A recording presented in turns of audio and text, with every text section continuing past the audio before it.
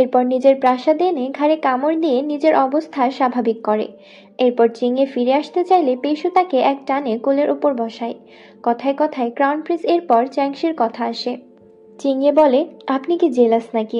Jealous হয়েন না, আপনার উচিত না আমার প্রেমে পড়া। এদিকে পেল্যাং খবর পায় পেশু যখন চিংয়ের বাড়িতে গিয়ে চিংয়ের জন্য ফাইট করছিল, তখন আড়ালে সে এদিকে রানীর সম্পর্কে তথ্য বের করছিল। না জানি কি চাল সে চালবে। আবার পেশু খবর পায় যে বিষাক্ত পাতার জন্য তার এই হাল, সেটা রানীর কাছেই আছে। এতদিন ধরে রানী পেশুকে এভাবে আস্তে আস্তে শেষ করছে। ডু হ্যাং ব্যাপারটা রাজাকে জানাতে বলে, কিন্তু পেশু আরো সময় নেবে ভাবে। এদিকে রানীকে দেখা যায় রাজার দরবারে এসেছে। প্রথমে রাজা বেশ সুন্দর রোমান্টিক আচরণ করে, পাশে এনে বসায়, রূপের প্রশংসা করে, যত্নের কথা বলে, ছেলের সম্পর্কে জিজ্ঞাসা করে। এরপর রাজা রানীর হাতে গরম চা ঢেলে দেয় আর বলে, তুমি একটুও সতর্ক না। রানী দ্রুত হাঁটু গেড়ে বসে পড়ে রাজার সামনে, নিজের ভুল স্বীকার করে। রাজা বলে, তোমার শাসনের অভাবে পেইল্যাং এত উদ্ধত হয়েছে। পেইশুকে মারতে লোক পাঠায়, এমনকি একটা মেয়ের জন্য পেইশুয়ের সাথে লড়াই করে। সব তোমার জন্য আর তোমার ক্লানের দুর্বল ম্যাজিক্যাল আত্মার জন্য। রাজা আরো মনে করিয়ে দেয়, সে যদি রানীকে লুকিয়ে না রাখতো এই প্রাসাদে, তাহলে সে এখনো বেঁচে থাকতো না। যাই হোক, পেশুয়ের ভুল যেন শুধরানোর ব্যবস্থা করে। এবার রানীর সাথে দেখা যায় ম্যাডাম জিয়ানকে। যেহেতু চিংয়ের সৎ মা ম্যাডাম জিয়ান, তাই তাকে ডেকে এনে কিছু কথা শোনায়। তবে ম্যাডাম জিয়ান যে নিজের মেয়েকে ক্রাউন প্রিন্সেস বানানোর আশায় আছে এটাও বুঝতে পারে আর এ সম্পর্কে কড়া করে নিষেধ করে দেয়। ম্যাডাম জিয়ানের মুখ কালো হয়ে যায়। রানী এবার চিংয়েকে সরিয়ে ফেলার প্ল্যান করে। ম্যাডাম জিয়ান জিজ্ঞাসা করলে বলে, তোমার এসব জানতে হবে না। পরের দিন সকালবেলা ম্যাডাম জিয়ান অনেক গয়না নিয়ে চিংয়ের রুমে আসে। সে বিরক্ত হয়ে যায়। ম্যাডাম জিয়ান বলে, আমি তোমাকে ক্ষতি করতে আসিনি। চিংয়ে বলে, তুমি যে আমার ক্ষতি করতেই চাও তা তো প্রমাণ হয়েই গেছে। এরপর দাসীকে বলে গয়না চেক করে দেখতে। পরে ম্যাডাম জিয়ান বলে, আমি আজ এসেছি কারণ রানী তোমায় ডেকেছে, সেখানে তোমাকে সাজিয়ে নিয়ে যাব। চিংয়ে এবার হাতে হাত রেখে বলে, সাজিয়ে নিয়ে যাবে মানে যে সুস্থ ফেরত আসবো এমন না। ম্যাডাম জিয়ান হাতের ওপর হাত দিয়ে বলে, এটা তোমার দক্ষতার ওপর নির্ভর করে। এখানে দুজন হাতের মধ্যে নীরব হাতাহাতি করতে থাকে। পরে রানীর কাছে চিংয়েকে নেওয়া হয়। রানী বলে, আমার ছেলে কম বয়স, সব কথা সিরিয়াসলি নিতে নেই। চিংয়ে বলে, আমি তো মজা জানি না, তাই সিরিয়াসলি নেই। এবার তো চ্যাংশির কথাও চলে আসে, তাদের ব্রেকআপ সিরিয়াসলি কিনা এসব। পরে রানী চিংয়েকে আলাদা রুমে নিয়ে যায় রাজার সাথে দেখা করাতে। ম্যাডাম জিয়ান চলে যায়। আলাদা রুমে এসে রানী জিজ্ঞাসা করে, তোমাকে এখানে কেন এনেছি জানো? চিংয়ে বলে, আমাকে মারতে চান তাই তো? ভিডিওর এই পর্যায়ে আপনাদেরকে সবচেয়ে বিশ্বস্ত বুকমেকার অ্যাপের সাথে পরিচয় করিয়ে দিতে চাই। প্রতি স্পিনে বোনাস। আমি জানি এটা অবিশ্বাস্য শোনাতে পারে, ভাগ্য পরীক্ষা করুন। ঘুরিয়ে দিন স্পিন আর জিতে নিন রিয়েল প্রাইস। খেলুন আপনার পছন্দের ম্যাচে আর পান ফ্রি বোনাস একদম ফ্রি। সহজ অর্থ প্রদান, ইউপিআই, ফোন পে, জিপে এবং আরও অনেক কিছু দিয়ে অর্থ প্রদান করুন এবং উত্তোলন করুন দ্রুত এবং নিরাপদ। 24/7 সহায়তা। আপনার যে কোনো প্রয়োজনীয় কাজে আপনাকে সাহায্য করার জন্য 24 ঘন্টা প্রস্তুত। সাইন আপ পুরস্কার থেকে শুরু করে ম্যাচের পূর্বাভাস পর্যন্ত। আপনার গেমিং অভিজ্ঞতাকে আরও রোমাঞ্চকর করে তুলতে অবিশ্বাস্য বোনাসে পরিপূর্ণ। এখনই সাইন আপ করুন, লিঙ্কটি আমার বায়োতে দেওয়া আছে। রেজিস্ট্রেশনের সময় আমার প্রোমো কোড আরফিনা2 ব্যবহার করুন। 12,000 টাকা পর্যন্ত ওয়েলকাম বোনাস দাবি করতে মাত্র 200 টাকা জমা দিন। এখনই অ্যাকশনে যোগ দিন এবং প্রতিটি ম্যাচকে জয়ের মুহূর্ত করে তুলুন। রানী বলে, তুমি অনেক বুদ্ধিমতী, শিহির থেকেও অনেক বেশি। তুমি নিচু পরিবারের না হলে আর জিয়ানের সৎ মেয়ে না হলে তুমি ক্রাউন প্রিন্সেস হতে। তবে ওই যে গিউক পাতার ধূপ দেখছো, এই ভ্রমের মধ্যেই তোমাকে মারবো আজ। রানীর কথায় কথায় চিংয়ে বের করে ফেলে যে শি মেনশনে আক্রমণ গণহত্যার পেছনে রানীর হাত আছে, কারণ নিচু পরিবারের কেউ ক্রাউন প্রিন্সেস হতে পারবে না। তাই নিজের ছেলেকে থামাতে না পেরে সে মেয়েকেই শেষ করে দিয়েছিল। তাদের কথার মাঝে হঠাৎ বরফ পড়তে শুরু করে। রানী বুঝতে পারে এটা আর কেউ নয়, জিয়ানের ম্যাজিক্যাল আত্মার পাওয়ার। এরপর ম্যাডাম জিয়ান আসে আর জানা যায় বহুদিন ধরে পুষে রাখা রাগের প্রতিশোধ নিতে আজ এসেছে। রাজা আসলে জিয়ানকে পছন্দ করেছিল, কিন্তু রানী চালাকি করে জিয়ানকে সরিয়ে নিজেই বিয়ে করে নেয় আর জিয়ান সারা জীবন দাসীর মতো আচরণ পায়। ম্যাডাম জিয়ান এবার রানীর বুকে তরবারি দিয়ে তাকে শেষ করে দেয়। এবার আসে চিংয়ের দিকে, তাকেও শেষ করতে হবে, কিন্তু চলে আসে পেইশু। তবে পেইশু তো এই গিউক পাতার ধূপের প্রভাবে কন্ট্রোল হারিয়ে ফেলে আর চিংয়েকে মারতে চেষ্টা করে। পরে চিংয়ে সেই ধূপের বাটি উল্টো ফেলে দিলে পেইশু স্বাভাবিক হয়, তবে দুর্বল হয়ে। এদিকে পেইল্যাং খবর পায় চিংয়ে আর রানী নাকি বরফের জগতে আটকে গেছে। পেইল্যাং দ্রুত ছুটে আসে। এর মধ্যে চিংয়ে পেইশুকে বলে একসাথে পাওয়ার ইউজ করতে, অন্তত যেন পেইল্যাং এসে পেইশুকে না দেখে। একসাথে পাওয়ার ইউজ করতে করতে পেইশু জ্ঞান হারায়। পরে চিংয়ে একাই পেইশুকে সরিয়ে দেয়। পরে পেইল্যাং এসে দেখে সেই ফুলের পাওয়ার যেটা সিহির মধ্যে ছিল সেটা চিংয়ের মধ্যে। পেইল্যাং দ্রুত ছুটে আসে জ্ঞান হারানো চিংয়েকে ধরতে। সেদিন এসেছিল যেদিন রাতে সিহি শেষ হয়। পেইল্যাং অনেকটা বুঝতে পারে, হয়তো চিংয়েই হতে পারে সিহির পুনর্জন্ম, আবার হয়তো না। ঠান্ডা লাগার কারণে আমার ভয়েসটা একটু হেভি হয়ে আছে, এর জন্য আগেই ক্ষমা চেয়ে নিচ্ছি। রানী মারা যাবার পরে রাজ্যে শোকের ছায়া নামে। পেইল্যাং গার্ডকে জিজ্ঞাসা করে সত্য বের হয়েছে কিনা। গার্ড জানায় ম্যাডাম জিয়ান প্রতিশোধ নিতে রানীকে খুন করেছে। তবে ম্যাডাম জিয়ানের ঘাড়ে একই চিহ্ন পাওয়া গেছে যেটা শি পরিবারের সময় পাওয়া যায়। পেইল্যাং জিজ্ঞাসা করে শি পরিবারের সব ডকুমেন্টস কোথায় আছে, আর কেস মনে হয় এখনো সলভ হয়নি। গার্ড জানায় এখনো সলভ হয়নি, তবে রাজা দ্রুত কেস বন্ধ করে দিতে চাইছে, আর ডকুমেন্টস সব রাজা ছাড়া কেউ দেখতে পারবে না। গার্ড এরপর এই চিহ্ন নিয়ে চিংয়েকে সন্দেহ করে, কিন্তু পেইল্যাং বলে চিংয়ের ম্যাজিক্যাল আত্মা অন্য কিছু, যেটা সিহির ছিল। এরপর পেইল্যাং এই কেস নিয়ে তদন্ত চিন্তা করে। এদিকে রাতে পেইশুয়ের ক্ষত জায়গায় মলম লাগিয়ে দিচ্ছিল চিংয়ে, কিন্তু পেইশুকে উদাসীন দেখে কারণ জিজ্ঞাসা করে। এরপর পেইশু জিজ্ঞাসা করে ম্যাডাম জিয়ানের সমাধি সম্পন্ন হয়েছে কিনা। চিংয়ে বলে তার মতো মানুষ আবার ভালো করে সমাধি পাবার যোগ্য নাকি। বাবা সব সত্য জানার পরে সাধারণ গরিবদের সমাধি স্থানে সমাধি দিয়ে এসেছে। পরে পেইশু দ্রুত সবার আড়ালে সে সমাধিস্থলে যায় আর চেক করে দেখে সেই চিহ্ন ঘাড়ে আছে। আর সেদিন রাতে তো ম্যাডাম জিয়ানকে পেইশু আঘাত করেছিল। পেইশু বুঝতে পারে এটা তারই অবচেতন মনের কাজ।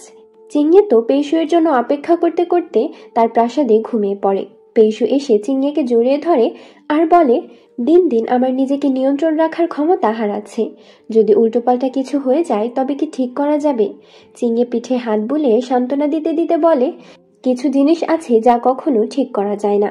পেইশুকে শান্ত থাকতে বলে। এরপর চিংয়ে জানায় আরও একটা প্রমাণ পেয়েছে। অদ্ভুত চিহ্ন পাওয়া যাচ্ছে নাকি, হতে পারে এটা ক্রাউন প্রিন্সের কোনো চাল হবে। কিন্তু পেইশু বুঝতে পারে আসলে এটা কার হতে পারে। সেদিন পেইশু তার গার্ড ডুহ্যাংকে জিজ্ঞাসা করে শেষ পূর্ণিমার রাতে সে কি বের হয়েছিল কিনা, আহত হয়ে ফিরেছিল কিনা। ডুহ্যাং জানায় সাধারণত পেইশু পূর্ণিমার রাতে দুর্বল থাকে, তাই বের হয় না। কিন্তু পেইশু বলে সে আহত হয়ে ফিরেছিল, আর এই ঘটনা সে পরিবারের ঘটনার সময়ও হয়েছিল। মানে ঘটনা দ্বারাই পেইশু এসবের পেছনে দায়ী। কিন্তু ডুহ্যাং এটা বিশ্বাস করতে চায় না, এসব হতে পারে গিউক পাতার ম্যাজিক্যাল প্রভাবে। এরপর এদিকে চিংয়ে বাড়ি এসে দেখে চ্যাংশি আবার পোটলা গুছিয়ে চলে আসছে তাকে নিয়ে পালানোর জন্য। চিংয়ে বারবার বলে সে পালাবে না, চ্যাংশিও ভাবে হয়তো ভয়ে পালাবে না, কিন্তু এবার চিংয়ে বলেই দেয় যে সে চ্যাংশিকে আর ভালোবাসে না। কিন্তু চ্যাংশি তাও ছাড়তে রাজি না, চিংয়েকে বিব্রত করছে। এর মধ্যে পেইল্যাং চলে আসে আর বলে, তোমাদের ডিস্টার্ব করলাম না তো? চ্যাংশি তখন বলে, আরে ক্রাউন প্রিন্স, আপনি পরে আসুন। কিন্তু ক্রাউন প্রিন্স তো চ্যাংশিকে বের করে দেয়। এরপর পেইল্যাং জিজ্ঞাসা করে চিংয়ে কি পালানোর প্ল্যান করেছে কিনা। চিংয়ে বলে চ্যাংশি এসে উল্টোপাল্টা বলছিল। এবার পেইল্যাং প্রশ্ন করে তোমাদের মধ্যে অতীতের সম্পর্ক ছিল নাকি সিহি? চিংয়ে নাম শুনে একটু শক্ত হয়ে যায়। এরপর বলে, আপনি জেনারেল সিহিকে অনেক মিস করেন, আমাকে তার সাথে গুলিয়ে ফেলছেন। পেইল্যাং বলে, আমি জানি তুমি সিহি, শি পরিবারের জন্য প্রতিশোধ নিতে এসেছ। আমার কাছে প্রমাণ আছে, শি পরিবারের লোকেদের শরীরে পাওয়া দাগ ম্যাডাম জিয়ানের শরীরে পাওয়া যায়। শি পরিবারের ডকুমেন্টস চেক করলেই তথ্য পাওয়া যাবে খুনের। চিংয়ে বলে, চলুন তবে দেখি আর কি কি মিথ্যা সাজিয়ে রেখেছেন। এরপর সেই গোপন লাইব্রেরিতে যায় চিংয়ে আর পেইল্যাং। অনেক খোঁজার পরেও সেই ডকুমেন্টস পাচ্ছিল না, অথচ পেইল্যাং এখানেই দেখেছিল। এর মধ্যে গার্ড এসে জানায় রাজা নাকি এদিকে আসছে, বেশি দেরি করলে তারা ধরা পড়ে যাবে। তাও পেইল্যাং খুঁজতে থাকে। এক পর্যায়ে চিংয়ে বলে বাদ দিয়ে বেরিয়ে যেতে। তারা লাইব্রেরি থেকে বেরিয়ে যায় আর দূর থেকে পেইশু দেখছিল তাদের। পেইশুয়ের হাতে ছিল সেই ডকুমেন্টস, পেইশু আগে সরিয়ে ফেলেছে সেটা। পেইশু বাড়ি এসে ডকুমেন্টস দেখছিল আর বোঝার চেষ্টা করছিল। এর মধ্যে চিংয়ে চলে আসলে দ্রুত লুকিয়ে ফেলে। চিংয়ে কিছু বলতে আসে, আর সেটা হলো পেইল্যাং শি পরিবারের গণহত্যার ডকুমেন্টস পেয়ে গেছে, কিন্তু সেটা কেউ সরিয়ে ফেলেছে। হতে পারে পেইল্যাং চেষ্টা করছে পেইশুকে ফাঁসাতে, তাই পেইশু যেন সতর্ক থাকে।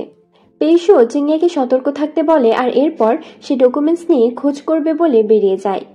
বেরিয়ে এসে দেখে পেইল্যাং দাঁড়িয়ে আছে। চিংয়ে জিজ্ঞাসা করে এখনো দাঁড়িয়ে আছে কেন। এরপর চিংয়েকে নিয়ে আলাদা কথা বলতে যায়। পেইল্যাং বারবার চিংয়ের আসল রূপ অর্থাৎ সিহির ব্যাপারে বের করতে চায়। কিন্তু চিংয়ে অতীত সাবধানে এড়িয়ে যায় আর রাত হয়েছে বলে বাড়ি চলে যেতে বলে। পেইল্যাং বলে, আমি তোমাকে বিয়ে করতে রাজি আর কালকে যৌতুকের উপহার সামগ্রী নিয়ে আসব। চিংয়ে একটু অবাক হয়। পরের দিন সত্যি পেইল্যাং অনেক উপহার সামগ্রী নিয়ে বিয়ের প্রস্তাব দিতে আসে। চিংয়ে এসে এসবের কারণ জিজ্ঞাসা করে। পেইল্যাং এখনও চিংয়েকে সিহি প্রমাণ করতে চায়, কিন্তু চিংয়ে বারবার এড়িয়ে যায় আর বলে, আমাকে দেখলে আপনার সিহির কথা মনে পড়ে। আমি মাত্র তার স্ট্যান্ড ইন, আর এখনও আপনার শোকের সময় কাটেনি, তাই এখন এসব বিয়ের কথা কেন আসবে। পেইল্যাং আর কিছু বলে না, শুধু বিয়ের প্রস্তাব দিয়ে যায় আর ভাবার সময় দেয়। পেইল্যাং যাবার পর চিংয়ে পেইশুয়ের সাথে দেখা করতে আসে। পেইশু একটা ছবি আঁকছিল, ঘোড়ায় চড়া সেনা। চিংয়ে এসে জিজ্ঞাসা করে, এই বিয়েতে পেইশু রাগ করবে না? পেইশু স্বাভাবিক আচরণ করে আর উল্টো বলে, তুমি তো এটাই চেয়েছিলে, এখন কি সমস্যা? চিংয়ে মনে মনে অভিমান করে। পেইশু আঁকা ছবি হাতে দিয়ে বলে, তোমার গিফট, নতুন জীবন সুখের হোক। চিংয়ে সেটা না নিয়ে চলে যায়, কিন্তু পরেই পেইল্যাং এসে সেটা নিয়ে নেয় আর ধন্যবাদ জানায়। পেইশু তখন বলে, তুমি কি আমাকে রাগাতে চেষ্টা করছো? পেইল্যাং বলে, এত দুঃসাহস কার আছে? পেইশু জিজ্ঞাসা করে, তাহলে বিয়ে কেন করবে? পেইল্যাং বলে, আঙ্কেল, তুমি তো এটাই চেয়েছিলে, আমার জন্য এভাবে ফাঁদ পেতেছিলে, ধন্যবাদ এমন ফাঁদ পাতার জন্য। পেইল্যাং চলে যায় আর পেইশু রাগে গজগজ করতে থাকে। সেদিন রাতে প্রাসাদে ফিরে পেইল্যাং সব গার্ডকে বলে দেয় পেইশুয়ের ওপর কড়া নজর রাখতে, প্রতিটা পদক্ষেপ এবং খবর রাখতে।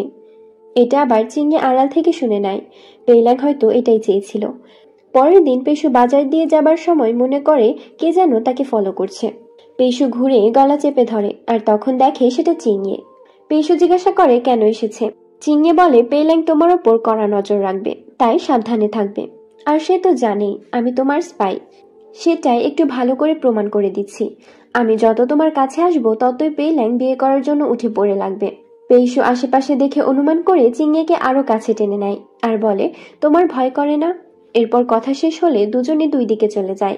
আড়ালে থাকা পেইল্যাং তার গার্ডকে বলে, সিমেনশনের ঘটনার সাথে পেইশুয়ের যোগ পাওয়া গেছে কিনা। গার্ড জানায় এখনো পাওয়া যায়নি। পেইল্যাং বলে, খুঁজতে থাকো, আর না পেলে নিজেরাই একটা প্রমাণ বানিয়ে দেব। সেদিন পূর্ণিমা রাত ছিল আর পেইশুয়ের প্রাসাদের পাশেই দুজন মারা যায়, তাদের ঘাড়ে চিহ্ন পাওয়া যায়। পরের দিন পেইল্যাং আর পেইশুকে রাজা ডেকে পাঠায়। এভাবে এক এক করে লোক মারা যাবার কারণ জিজ্ঞাসা করে। পেইল্যাং এক প্রকার পেইশুকে দোষী করে, কিন্তু পেইশু বলে, আমি কেন আমার প্রাসাদের পাশে এসব করব? রাজা বিরক্ত হয়ে বলে, একে অপরকে অভিযোগ করা বাদ দিয়ে এই কেস সমাধান করো। পেইল্যাং বলে, কেউ একজন নিষিদ্ধ মার্শাল আর্ট চর্চা করে, সেরকম চিহ্ন পাওয়া গেছে, আমি অবশ্যই তদন্ত করে অপরাধীকে ধরে আনব। এটা অনেকটা পেইল্যাং পেইশুকে হুমকি স্বরূপ দেয়। এবার পেইল্যাং এর গার্ড খবর দেয় পেইশু সতর্ক হয়ে আছে, বাড়ি থেকে বেরি হচ্ছে না, কিভাবে ধরবেন? পেইল্যাং বলে, সামনে পূর্ণিমার রাত আসছে। এদিকে পেইশু চিন্তা করে পেইশু আর পেইল্যাংই সেদিন শি মেনশনে গিয়েছিল, আর এর মধ্যে পেইশুই এই নিষিদ্ধ মার্শাল আর্ট পারে, তাই সন্দেহ করা স্বাভাবিক। কিন্তু বর্তমানে যে ঘটনা ঘটেছে তাতে পেইশুয়ের হাত নেই। ডুহ্যাং বলে, তাহলে আরো কেউ আছে যে এই নিষিদ্ধ মার্শাল আর্ট পারে, আর তাকে ব্যবহার করে পেইশুকে ধরতে চায় পেইল্যাং। পেইশু বলে, এখন শুধু পূর্ণিমার রাত আসার অপেক্ষা। পেইল্যাং সেটার অপেক্ষাতে আছে। পূর্ণিমার রাতে আবার পেইশু চিংয়েকে ডেকে আনে আর নিজের শক্তি কন্ট্রোল করে, কিন্তু পেইশু আজ বলে, আস্তে আস্তে আমি নিজের ওপর কন্ট্রোল হারিয়ে ফেলছি। চিংয়ে বলে, পেইল্যাং তোমাকে ধরার জন্য চারপাশে গার্ড দিয়ে রেখেছে, তুমি বের হলে আর কন্ট্রোল হারালে তোমাকে বন্দি করবে। হয়তো আমিও তার প্ল্যানের অংশ হয়ে গিয়েছি, আমার প্ল্যান জেনে গিয়ে হয়তো এখন আমাকেই ব্যবহার করছে।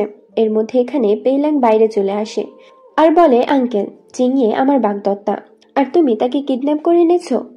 যদি তুমি ভালোই ভালোই না দাও তাহলে আমি ভেতরে এসে আক্রমণ করব। ভেতরে চলে আসে কিন্তু কাউকে পায় না। এদিকে চিংয়ে তো পেইশুকে নিয়ে উল্টো পথে বেরিয়ে আসে, কিন্তু পথে এসে ধরা পড়ে যায়। চিংয়ে আজ পেইশুকে প্রোটেক্ট করে যাতে সে কন্ট্রোল হারিয়ে না ফেলে, এমনকি পেইল্যাংকে তরবারি দিয়ে আঘাত করতেও যায়, কিন্তু পেইল্যাং তাকে পরাস্ত করতে থাকে। শেষে পেইল্যাং জিজ্ঞাসা করে, চিংয়ে কি সত্যি পেইশুয়ের সাথে যেতে চায়? চিংয়ে তখন পেইল্যাং এর দিকে তরবারি ধরে আর পেইল্যাং বলে, ঠিক আছে, তুমি যখন চাইছো তাহলে তার সাথেই যাও। পেইশু আর তার গার্ড পাশে গিয়ে দাঁড়ায়, আর তখন অন্যান্য বেস্ট দক্ষ সেনারা তাদের ঘিরে ধরে। পেইশু বুঝতে পারে তাদের সাথে ফাইট না করলে এরা যাবে না, কিন্তু চিংয়ে বলে, তুমি ফাইট করলে পেইল্যাং মিথ্যা প্রমাণ বানিয়ে তোমাকে বন্দি করবে। চিংয়ে নিজেই ফাইট করার জন্য প্রস্তুতি নিতে চায়, কিন্তু এক পর্যায়ে পেইশু বলে, তুমি মরতে পারো না কারণ তুমি সিহি। এরপর পেইশু তো চিংয়েকে জড়িয়ে ধরে আর সেনাদের করা সমস্ত পাওয়ারের আঘাত পেইশু-এর গায়ে লাগে। এভাবে আস্তে আস্তে পেইশু হঠাৎ কন্ট্রোল হারিয়ে ফেলে আর উঠে সে নিষিদ্ধ মার্শাল আর্ট ব্যবহার করে সব সেনাদের একেবারে মেরে ফেলে। চিংয়ে তো এবার চোখের সামনেই দেখে কে সেদিন সেই পরিবারে আক্রমণ করতে পারে, আর পেইল্যাং এই সুযোগের অপেক্ষা করছিল। তো পেইশু যখন তার চেতনায় ফিরে আসে, চিংয়ে একটা ছুরি নিয়ে পেইশু-এর বুকে মারে আর জিজ্ঞাসা করে কেন এটা করলো, কেন সেদিন সেই পরিবারের সবাইকে শেষ করেছিল। পেইশু কি উত্তর দেবে বুঝতে পারে না। এদিকে পেইল্যাং গার্ডকে বলে পেইশুকে বন্দি করতে। পেইশুকে বন্দি করার পর পেইল্যাং চিংয়েকে বাড়ি পৌঁছে দেয়। পেইশু কারাগারে বন্দি অবস্থায় ছিল, সেখানে পেইল্যাং দেখা করতে যায়। ইচ্ছা করেই পেইশু-এর ক্ষততে হাত দিয়ে চাপ দিয়ে ব্যথা দেয়। পেইশু বলে, এভাবে তুমি জিতে যাবে ভেবেছ? নিষিদ্ধ মার্শাল আর্ট কিন্তু আমি একাই পারি না, আরো কেউ আছে। তোমার তো সত্য বের করার কথা। পেইল্যাং বলে, তুমিই আসল সত্য, আর কোনো সত্য লাগবে না। এবার তো পেইশু বলে, তোমার বাবা তো তোমাকে সেভাবে পছন্দ করে না, তাই তুমি যে কোনো কিছু করে তার মন পেতে চাও। পেইল্যাং এবার রেগে গিয়ে বলে, কাল আমি চিংয়েকে বিয়ে করব। এই রাজ্য, এই সিংহাসন সব আমার হবে একদিন। তুমি কিছুই করতে পারবে না। পেইশু বলে, যদি করার চেষ্টা করি? পেইল্যাং বলে, তুমি তো মৃত্যুদণ্ড পেয়ে যাবে কাল, তোমার আর কি ক্ষমতা। এরপর পেইল্যাং চলে যায়।